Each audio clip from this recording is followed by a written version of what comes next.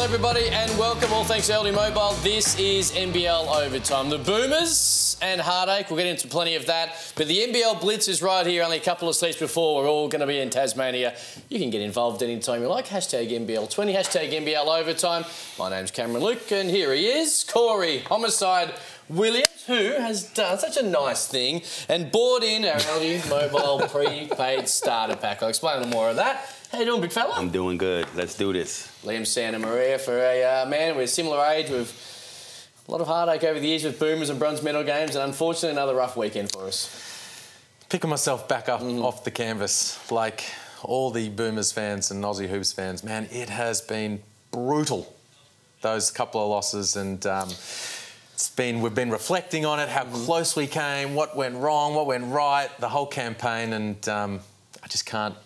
Having trouble moving on, to be honest. Right, well, you're going to have to talk about it in a split second. We are going to talk the Blitz. We're going to get to some very wild Blitz predictions. Teams living behind the three-point line in an NBL pre-season. And Melbourne United, after last Friday night, are they the championship favourites? Plenty to get into, but we are going to start with the Australian Boomers, who came oh so close to qualifying for a gold medal game. A double overtime loss to Spain, who went on to win gold, and then the loss to France after leading by 15 points in the third quarter. And I thought that was going in, actually, at the time with Ricky Rubio, but this was tough, Liam Santa Maria. Yeah, and that was the problem right down the stretch, is that pick and roll with Marcus Gasol, pick and pop with Marcus Gasol. That became the big problem.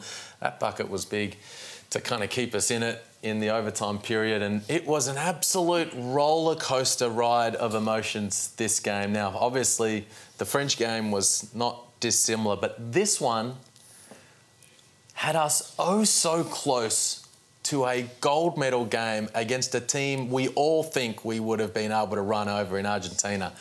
So when you talk about a golden opportunity that went missing, that game, we will never forget how close we came. You know, during this whole World Cup, you know, leading up to it with the exhibition games, I've never had an opportunity to watch the Boomers ever play or perform. These guys that play in the NBA, I've never seen them play. So I even had no choice, because it was great basketball, I emotionally got attached to it. You know, and it's just very unfortunate how this thing worked out. This was the best team, and I don't even know the history of Australian basketball, but I believe it hurts, I'll tell you the this is the best team ever assembled. Wow. Okay? All these NBA players ever assembled, so the expectations was gold or disappointment. And, you know, the window of opportunity closes faster than it opens. That's just what it is, and it's very unfortunate that this opportunity, USA gone, Serbia gone, as wide open as it could have ever been, to not matter. Just on that, and so many people spoke about the bracket opening up, and we spoke about it last week. The bracket opened up because the Boomers kept winning. Yes. They opened the bracket themselves. They didn't get lucky. They gave themselves the best opportunity, and they gave themselves the best opportunity to win a medal.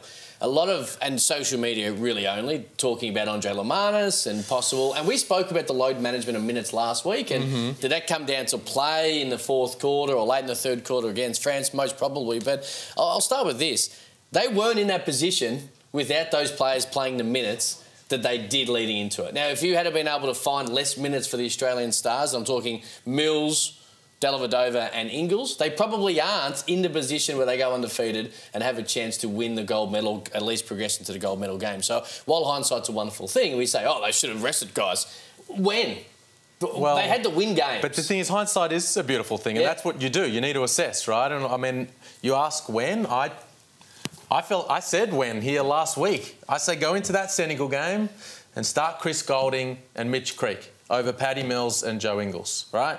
So you give those, you say, all right, those guys are going to play 30 minutes tonight. But they might not have won. Mel, if you're going for gold, you need to be brave like that. And you got to say, now look. That's true, but you have to win games, and they had to do. Well, I think we still would have won that game. And then you come through that game, the Dominican Republic, and this is why coming into 2020, and I wrote this yesterday, having greater depth of guys that are at that level, No doubt. world-class players that you can trust to play big minutes, that's going to be the biggest difference maker coming into playing in Tokyo. Having the ability to spread those minutes in those games. And you look at teams like the US when they're rolling and Serbia, when they smash teams by 50 and 40, it's because they have waves throughout the game, throughout the first quarter, second quarter, of just players that are at that level, and they just roll over you. We didn't have that. Our top group was outstanding and they did a terrific job, but we just didn't have the depth to be able to spread those minutes over the course of the tournament. Hindsight's correct. All right, it's a wonderful thing. You know what? I don't disagree with what you're saying. We're also one foul shot away from making the gold medal game, which had nothing to do with minutes. No. Okay, so and that's the next thing as well. So really, the minutes and the load management really only came into the last 10 minutes of the tournament, which was added on to extra overtime on a Friday night. So while we look at it and we say, yeah, we could have picked times, and that Senegal one, they didn't play well. I disagree with you when we discussed it a couple of weeks ago, but I do see your point. But the fact is, when it got to the nitty-gritty, we might have been 10 minutes added on that cost them a gold medal.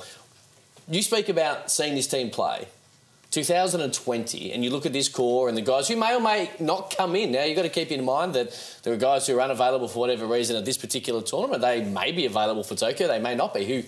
Who knows what's going to go through those players' minds. Do you expect this core, I'll start with you, Corey, to be a legitimate medal challenger again in 2020? Or you just mentioned the opportunity opening and closing quickly?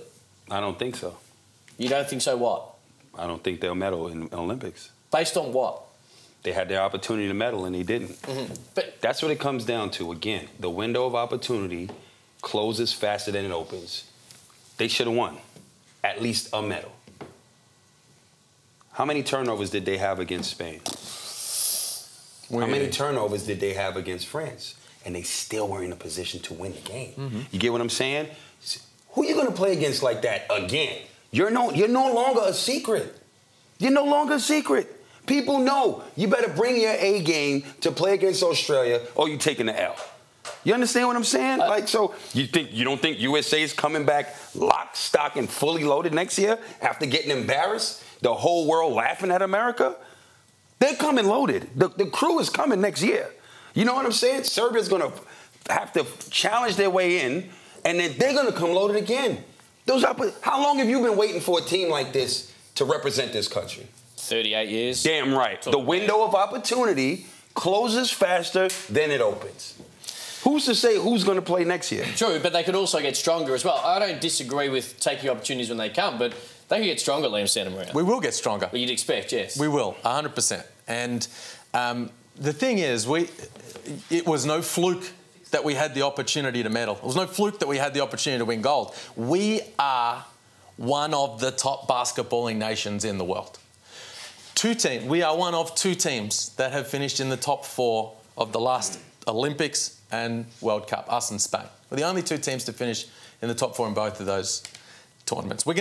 I think we're going to do it again. I agree with you. It's a hollow stat, though, isn't it? It's a nice sounding stat. Why is it a hollow stat? Because there isn't a medal attached to it. There isn't a medal attached. I understand. It's a great stat. But we're right there. We're right there, and we have a medal. It's two different things. We're consistently right there. I don't disagree with how great the stat is, but it also But is the window of opportunity still going to be open to us then? Yes, of course it is. You look at the team that we've got right now, those guys, all of those guys that have the, we could roll that team out again. We're not going to. We're going to bolster it, right? You have that core group of guys that we relied on that played big minutes. We've got Ben Simmons and Dante Exum and Thon Maker potentially, and hey, let's sit down and talk with Jonah Bolden and see if we can work through things. And now you've got a much deeper team that you can go into the Olympics with. Now, we need to get better. As you say, Corey. How much better can you get? You got a crew. You had the medal. Just touch, but hang on. You had it. We're going to add an NBA All-Star to this team, right? Now, this is a guy you can play at the 1 and play up-tempo for a while, bring Daly off the bench. You can put him at the 4 spot, catches on the elbows, pick and rolls. We're going to get better. You bring in Ryan Broekhoff. That's another name that we need to mention as well. Now, we're going to be really good next year. no problem, and we go back at it again, there's going to be an emotional healing process that needs to take place, and there's going to need to be some relationship building that takes place. And this is one thing I'm going to flag. I love Andre Lamanis as a coach. I love him as our national coach. These next 6 months, I think it's unfortunate that he's going to be coaching the Brisbane Bullets. Because when he was the full-time national coach, he spent that time going to the States, meeting, spending time with, building relationships with, talking about and devising the plan and the strategy, people's roles, how we're going to play with all those NBA guys. He was going from city to city to city. And in the All-Star break in 2016, they went to San Diego and they all sat on a boat, and Bogut and Mills and Baines, and at the time it was Bairstow, and they bonded. And that's, that stuff is really important. Now, you come into this next 6 months, this next NBA season, Ben Simmons. We've got to spend some time with Ben talking about the national program. And I mentioned the healing process with Jonah and Dante and Thonmaker and all these guys. Andre's not going to be able to do that. He's going to be coaching the Bullets. Hopefully, I think it would be good. Hopefully, Luke Longley's taking those flights, having those meetings, taking those stops and sitting down with those guys. There is no doubt it's time to have a standalone Australian coach in both the men's and the women's. And if you have a look at all the other successful Australian national teams, and well, cricket, and that's a little bit different because they travel a little bit more. Hold on. Now, you say Sandy Brondello, not going to be the coach of the Opals? Andre Lamanis, change him right now? No. Make them full-time coaches of the Australian national team. So don't have Lamanis as coach of the Brisbane Bullets. Sandy Brondello's got to give up coaching the Mercury? Well, it's the same theory, isn't it?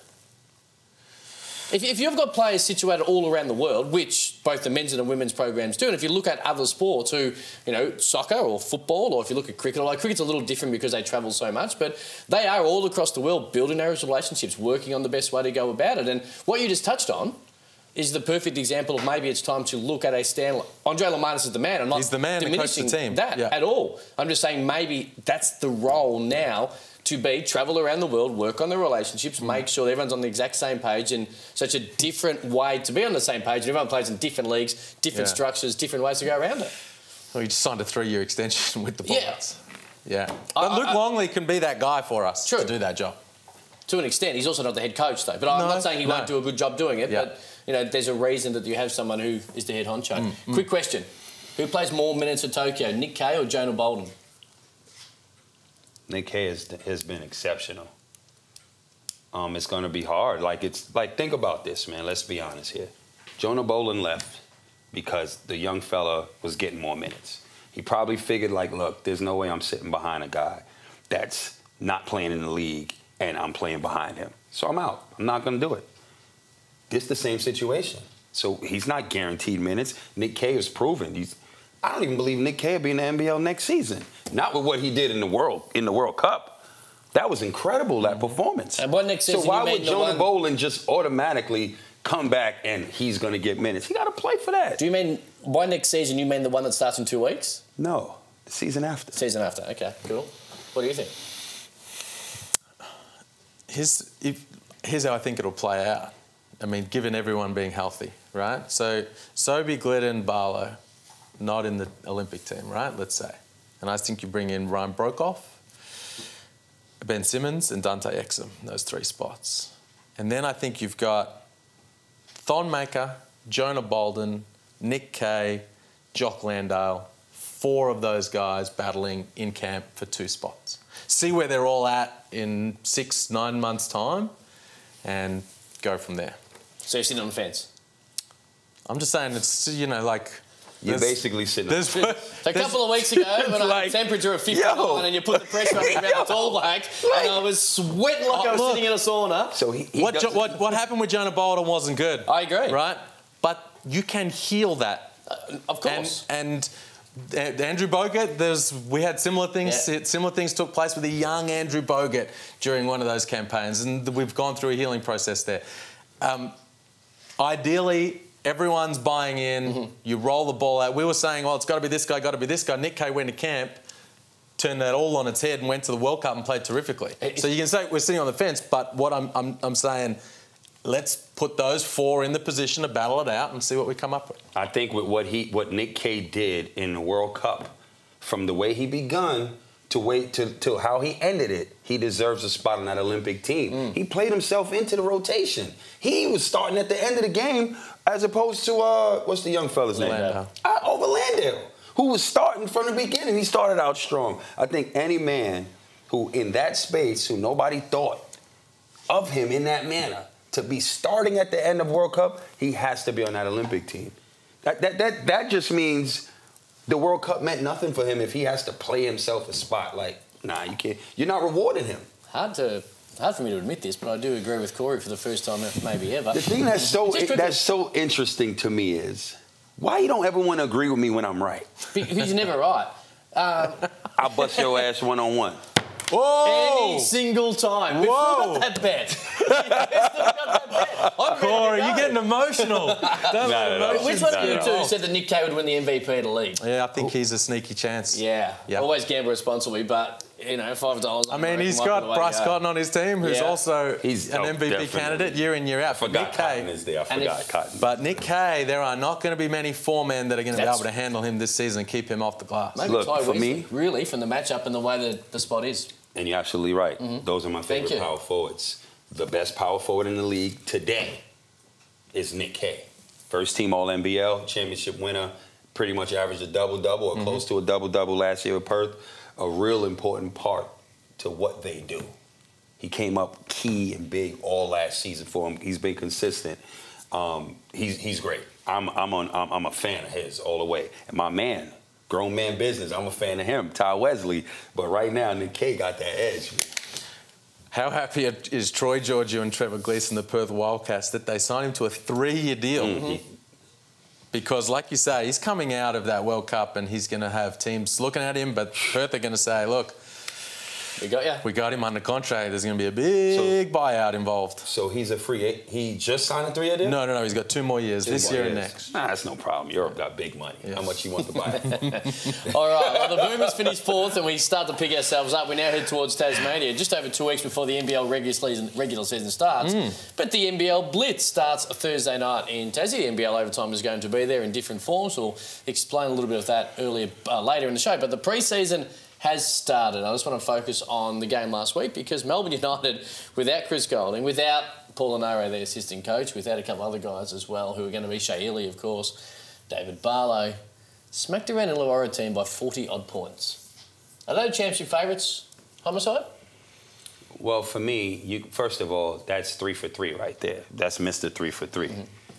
Okay, then you have the best center in the league, and then you have, you know, a star point guard in Melo Trimble. You know, my biggest thing is, as always, Melo Trimble has to be a leader and step up defensively consistently all season, and Sean Long has to ensure he stays out of foul trouble. If they both can do that, they are a championship contending team. Everybody else know what they need to do.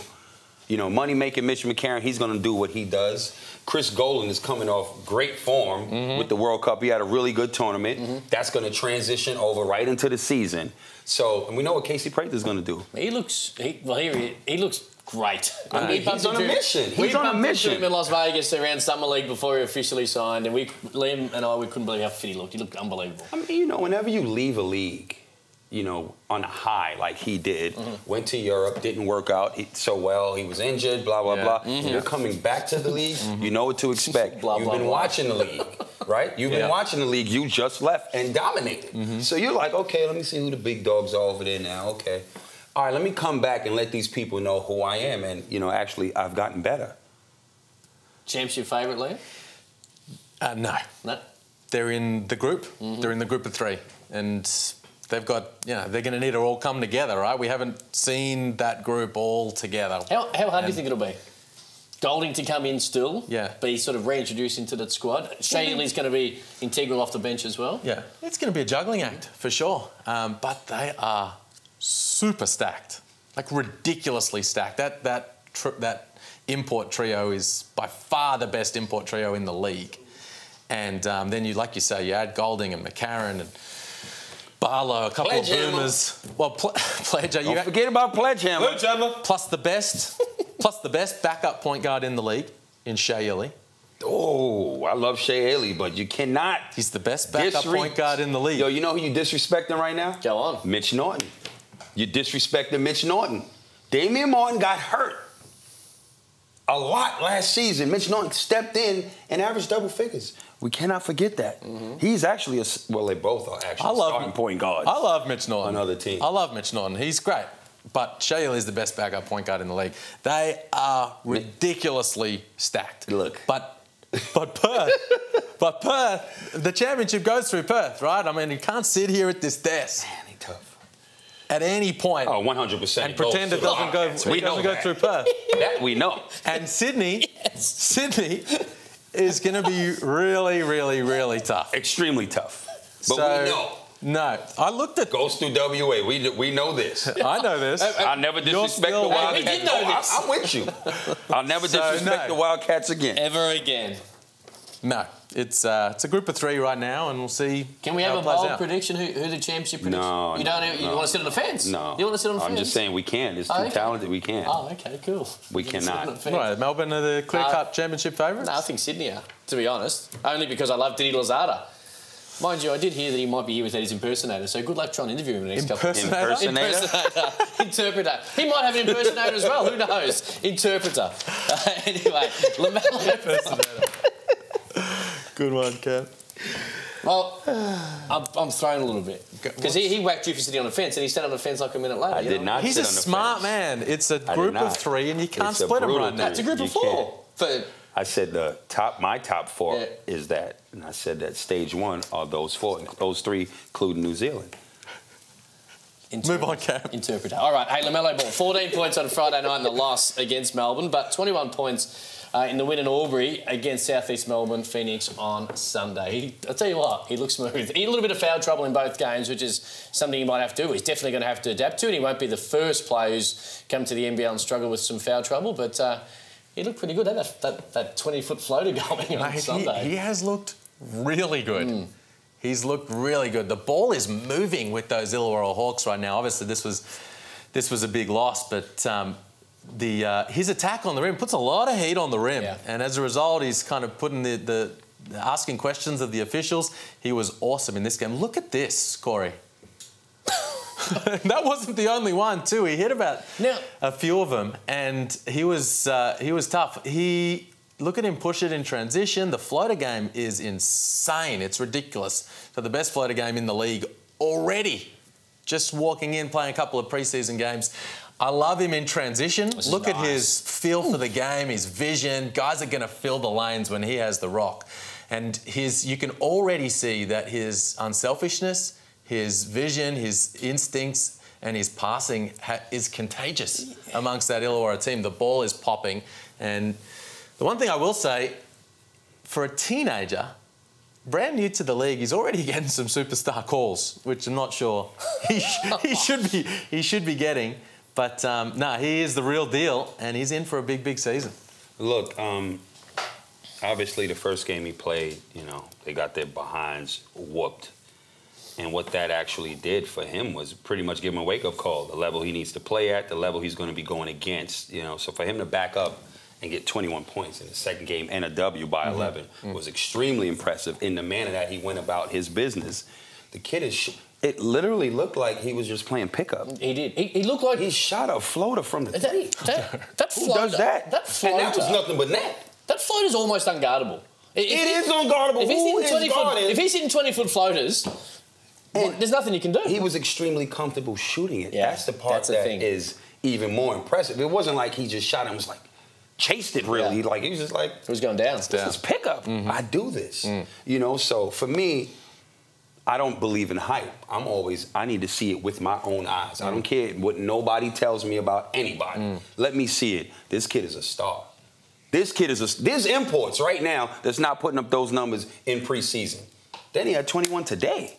He could shoot, he could pass, he's going to push the tempo. He's 6'7". How many point guards in this league is 6'7"? He's always going to be able to get his shot off. That's my point. You know what I'm saying? Like, look. This kid continues like this, and yes, it's preseason, it's early. However, young kids like that, what do they need most coming into a new situation? Confidence, and he has it. You know who he reminds me of? Penny Hardaway. 6'7" point guard, has some razzle-dazzle, some flash to his game. people love playing with him because they know he's going to find it. He's happy to pitch it ahead. He's not he's not stat chasing. He's just moving the ball and playing with instinct. He's his weird finishes around the rim. He has the ability to finish by contorting his body and getting it up and over players. The floater game is, like we said, legit. The ceiling is through the roof. There is no ceiling for him. Ceiling is the roof. Thank you, MJ. If he continues to do that, it's pre-season. Yeah. It's pre-season. But if he continues to do that and then improves over the course, because there are still some plays. There was a pull-up in transition, and there was some situations where he kind of lost focus, and defensively he's still got a lot of improving to do. If he takes those steps and he tidies those things up and keeps having this kind of impact, he could legitimately be the first pick in the draft. He could be. I agree with you, but you know what? Even to top that off, to add to that, that's why I can't wait to see R.J. Hampton play. Mm-hmm. You know what I'm saying? Because think about this. None of us have seen anything on him. No footage is out there, nothing. So all he would be doing is streaming those games, watching his homeboy and actually his opponent, and say, man, he's out there doing it like this. Now his juices are flowing. Like, I can't wait till this weekend. That's why the Blitz. It's gonna be great. I don't care about no other team or players. Believe me, I don't. Where's my camera? Which one?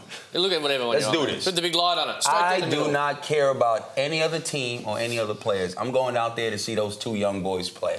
Period. That's it. I want to see them too. Mm-hmm. And I'm done. Everybody else in Tasmania, nbl.com.au/Blitz to make sure that you care about every other team. Because there's a lot going on. Liam and I care about you, but I see a little bit. I'm coming to see two people. That's it. And this is my roommate. Oh no! Listen, I'm telling you right now.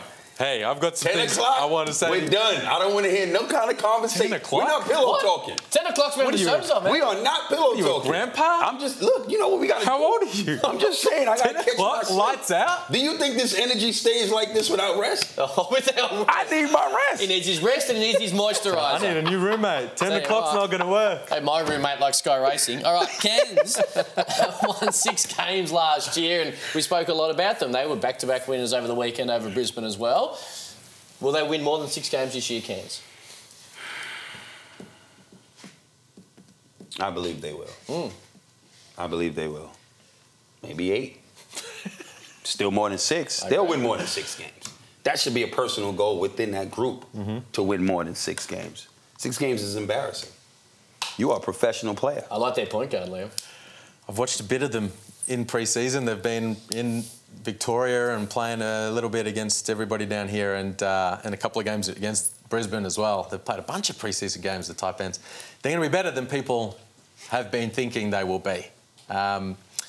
It's going to be interesting bringing Nate Jawai back into the mix and how that changes things, because what's been really impressive about them, what's been their kind of biggest positive so far is how quick they are. They're running. How active and how high energy, high octane they play. So he changes that, right? When you've got Nate Jawai on the floor, things slow down, you become a bit more of a half-court team. But they are getting out with Cam Oliver at the 5, Majuk Deng at the 4, Noy at the 3, and then Newble and Machado. That's a group that's going to do some damage. And Kwat Noy is the real deal. He is. And let me say this. We are going to see the best of DJ Newble this season. Big time. He carried a shoulder injury through most of last year, and as we know, he's playing alongside Melo Trimble where the ball stuck a fair bit. He's going to be asked, like he was in college, to put up some scoring numbers, and carry a load and be the man for that team, and I think he's in for a big year. Well, that's good, because he is a tough player. Like, he gets buckets and he plays defense as well. And obviously winning 6 games, you have to come back knowing I have some unfinished business and I want to earn the respect that I had in New Zealand this season with Cairns. So I look forward to see him. Might not have the hype, obviously don't have the hype of Ball and Hampton, but Noy and Deng are 2 players that I think have a lot to prove this year and are going to be really fun to watch, and hopefully, in particular with Majuk Deng, who had a great grand final series when Adelaide just fell short a couple of years ago, didn't make that step up, and we spoke about it on this show a couple of times as to whatever reason that might have been. He gets an opportunity this year. He'll get more opportunities to play more minutes and to play probably or take more shots, and I'm looking forward to seeing how he goes about it. I think there's a fair bit of intrigue and excitement around some of these Cairns guys. Yeah, no, for me it's Noi in particular. I mean, Deng's he's going to have his work cut out for him in that 4 spot, right? Like, there's going to be some big, there are some undersized 4s, of course, but there's going to be some big bodies that are going to ask him some questions, right? And he's going to have to do some good, solid work at the defensive end. But Noi, he's so aggressive.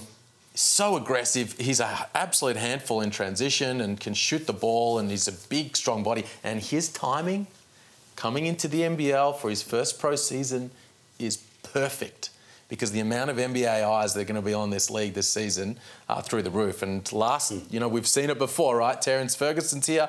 The NBA's watching. They go, tell me more about Mitch Creek. The Denver GM's in the house in Adelaide when Adelaide's playing Brisbane, and he goes, I need to talk to that guy, Torrey Craig, post-game. Let's get him over to Summer League and lock him in, because he's really interesting. And Quat Noi is going to have that kind of interest and eyeballs on him this season. At NBL, hit us up, hashtag NBL overtime. Will Cairns win more than they won last year, which was 6 games? It's hard for me to ask this question to you boys, because I was someone who, and still, just continues to shoot lots of threes. But Southeast Melbourne Phoenix are just hoiking that pill from outside the three-point line.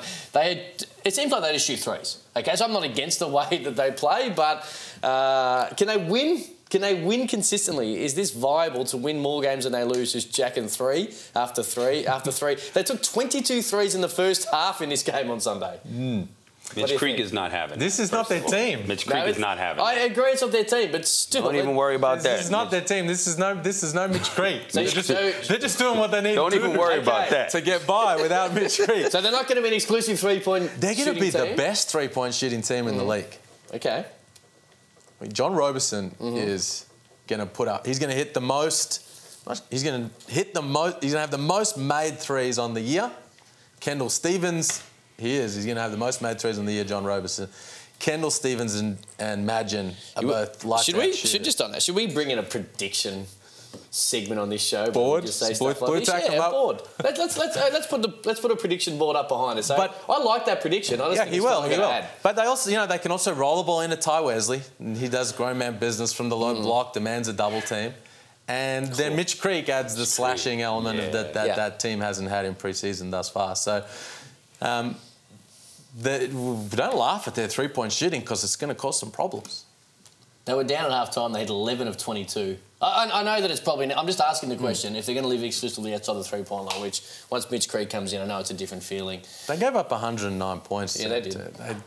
They need to get much better defensively. Right. We're going to see him this weekend as we all head down to Tasmania for the Blitz, and it's going to be littered around the state. We can't wait for it. NBL Overtime is heading down there, of course. Can I just jump back in real quick? Of course, man. Jump right in. Oh, we've got the graphic up already. Let's do the Blitz, and we'll talk. I'll get into it later. Okay. Yeah. I'll throw to you at the end of this, man. Here's the Blitz. We're going to be down there, of course, as is so many other people. Make sure you get your tickets as well. But this is a schedule that's really... And straight from the opening bat, we speak about Cairns and some of the excitement attached there. We get to see them. Adelaide have not gone under the radar, but you spoke about them last week, Liam, as being a team that's going to have a real crack at it. Brisbane...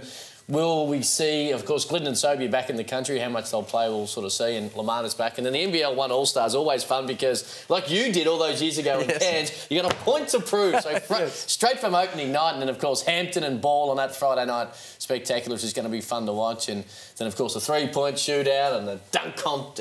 What a weekend ahead of us. I'm excited. That's their chance, that first game, the NBL 1 All-Stars, because I don't think Nathan Sobey or Cam Glidden are going to play in that game just quietly. Okay. That's the word I'm getting out of Brisbane. Sobey, his wife had a baby right before the World Cup. He hasn't seen his baby. He's seen him for his baby for 2 or 3 days over the first sort of month of its life. So I think they're going to have a bit of a chance to see the family. Glidden's wife is about to have a baby in the next week or so. So I think they might miss that first game. So we'll see the NBL 1 All-Stars get out there and have a crack at those Bullets. But yeah, so much to... Is that your NBL Blitz bold prediction? The NBL 1 All-Star team will beat the Bullets? Actually, that's not a bad one. Well, is that it? Sure. Oh. Yeah. What do you got, Mr. 10 PM? I have. Do you just want to talk about New Zealand and Illawarra play? You want to look at some other That's things? all. You know, I don't have any predictions. I predict that they will play well. They will exceed expectations. Both of those two young fellas. Damian Martin first up for... Great challenge for him. I think these two games have, again, when you're young, going into a professional league and you're playing well, you know, your confidence is growing. So now the juices are flowing. Damian Martin is not going to get about 4 or 5 steals on him. No, this kid can handle pressure. He showed it. You know what I mean? So, look, I'm looking forward to seeing both these young kids play, and that's all I got. Here's some other things I'm looking forward to seeing at the Blitz. Hit it. Can't wait to see Eric Griffin. Eric Griffin is going to be super important to these 36ers, who I think people are sleeping on a little bit, and I want to see him in person and what he can do. Keith Benson, the Southeast Melbourne Phoenix, I'm not convinced by him. What do you mean by that? He'll be there. I'm not convinced he's the guy for them. He hasn't impressed me thus far in pre-season. Okay. They need someone with some bounce and some pop and some energy in that 5 spot. You mentioned some defensive worries about Phoenix. Is he attached to that? There's a whole bunch of them that's attached to that. Yeah, Mm. with their 2 best defenders haven't been on the floor, Mitch Creek and Adam Gibson. That's true. Right? So but yeah, I don't think if they're going to make noise this season, I don't think Keith Benson's the guy. But I'm looking forward to seeing him at the Blitz just to maybe be proven wrong. Okay. We'll see. Who was that? And the team I'm looking forward to watching the most, as a whole, the New Zealand Breakers. 3 new imports. Yep. Right? Yeah. Henry, Hobson, Obekpa, and a brand new coach, a brand new system, the next star at point guard. I want to see how they come out, what they look like. I agree with you. I said this last week, and no one at the NBL took me seriously. I was under the weather, so I understand. We need to get NBL hard knocks, and we need to follow New Zealand break. Like, even the last week, there was a little bit of the Corey Webster chat. Maybe a team from Europe are going to come, and then Matt Walsh did a pretty good interview and spoke so highly about, like, we need him. And just that old stuff would have made a great documentary. They do need him. They need him starting as well. So looking forward to seeing him in the starting 5 as well. But the Blitz, we are going to do an NBL overtime at the end of days play on each of the 4 days as well. So looking forward to that. Do you have a bold prediction for the Blitz? I don't. Okay, I do. I've got a bold prediction. Well, apart from NBL 1 All-Stars beating Brisbane. What is it? I think at some point, very early, Corey is going to fork up for his own room. Because you gonna talk that much in there? I'm just saying, 10 p.m. doesn't work. Yeah, 10 p.m. on the road. You know, our show literally could still be on at 10 p.m. Man, you're going to front up for NBL overtime. What are we doing in the Blitz? What is our job? Can we just follow Cam? He knows. You know what we're doing? We're commentating games, and then we're doing NBL overtime. Okay. Well, 10 o'clock ain't going to work. 10 p.m. isn't going to work. I've got a prediction. I actually think that Southeast Melbourne Phoenix will win both the 3-point and the dunk contest. I think Kendall Stevens will win the 3-point shootout, and I think Terry Armstrong will win the dunk comp. Okay, I quite like those. That bold prediction I laid out before, I've got sort of track record there. Summer League, not this year, we had separate rooms, everything was fine. Yes, we did. But Summer League, the year before, with Tommy, it got to a point where, you know how you can get that app and where you put in a certain amount of money and you spin the thing and it gives you a choice out of 3 random hotels. Tommy was like, I'm done. Let's spin the wheel. Well, just on that though, was that more? Last couple of was that your company? Was it more the location of the hotel? A combination of the two. I look forward to Homicide spinning the wheel in Launceston or Hobart, wherever it might be on any particular night. All right, before we do get out of here, hashtag NBL overtime to get involved at NBL. Jump on. We will be doing NBL overtime at the completion of the play at the NBL Blitz. If you are down there as well, it's before 10 p.m, come over, say good day. Well, it's after 10 p.m. Liam and I will still be around, but come see Homicide. What did you want to say before? We touched on it. Oh, you touched on it? Yeah. Are you happy now? Yeah, I got it in there. Okay, excellent. So where are the games? How do you watch the games? What's it on? Do we know? Sorry. Just go through that NBL app and jump on nbl.com.au and NBL TV. Okay. Is how we're going to go. Asking all the tough questions. Do we get phones with... All right, so here we go. So LG Mobile, of course, we've come on board NBL overtime for this year. go down to Aldi, buy one of these prepaid starter packs, and you get $5 included as well of credit to Kickstarter. It didn't jump on. It's very easy. Jump on aldimobile.com.au, input your usage history, and you start saving. So all thanks to Aldi Mobile, who are a big part of NBL Overtime as we head into the new season. Good one. We say thank you. We say thank you for these as well. I'm assuming you have to keep these after you come back. Thanks, Guy. I'll have a new number next time I text you, Corey. No. Keep your current number. You keep your current number as well? Oh, nice. Jesus. Oh, you do too? Yeah. Oh, this is outstanding. What a time to be alive. NBL Overtime, done and dusted. Are you right to get to the airport on Thursday, man? You want to lift? I'll be fine. You're good. Good. On that note. Good decision. He's not reliable. We'll see you down in Tassie at the NBL Blitz. Hashtag NBL20. Hashtag See Incredible. Any other hashtags to get involved? No. Hashtag Where is the hoodie? No. You're going to need it in Tassie, my man. It's coming. It's coming. It's coming. Okay, cool. On that note, we're going to get out of here. We're going to play one-on-one soon until that happens. See you at the Blitz down on Thursday night. Peace.